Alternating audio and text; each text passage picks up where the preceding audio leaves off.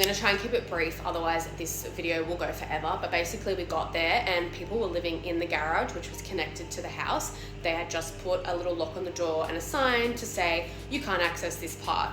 Mind you, all throughout the day and night, you could hear the people in the garage talking, laughing, watching TV. Obviously wasn't ideal, but we had no other choice. It was the accommodation we had booked, we had paid in full, and it was non-refundable. Then the main reason why we left was because my best friend woke up in the middle of the night covered in hives and found cat hair in his bed. He has an allergy to cats, so clearly could not stay in the property. So we left the next day. I messaged the host very politely. His response at first was very nice and said that they would investigate it and they were so sorry, they wasn't too sure what had happened, but then turned around and said they couldn't find anything wrong, it was our fault, it's pollen season in Melbourne, and maybe that's why my friend was having a reaction. Yeah, the host has refused to refund any money and has offered us like 15 or 20% off our next stay.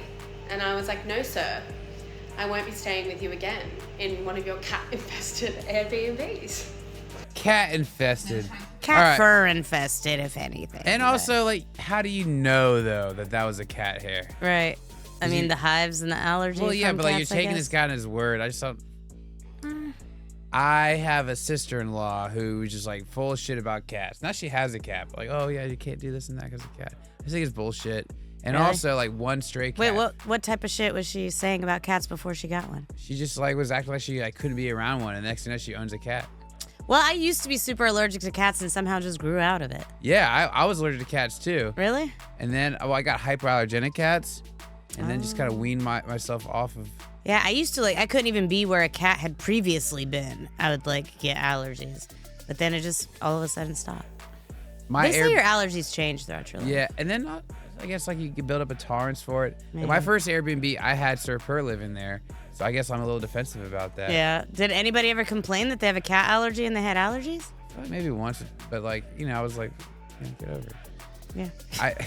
Take a Benadryl and shut up. Shut the fuck up. That's what. I had Ghost who sheds a lot, and so yeah, Erica Panda there's a lot of white fur on the floor, but I remember. I would eventually, every once in a while, get a complaint, and they'd like pick like a stray ghost hair, and be like, and just complain. You have to give money back. All this bullshit. Then I bought a shaggy white rug, so that it would blend in. Yeah, and then people would see, a ghost fur, like, oh, it must be that fluffy ass rug. Somehow the rug fur got up here on the couch. Oh man, it's just super comfy. It's shedding its comfort everywhere. Right. So that's how I would get around it if I were that host.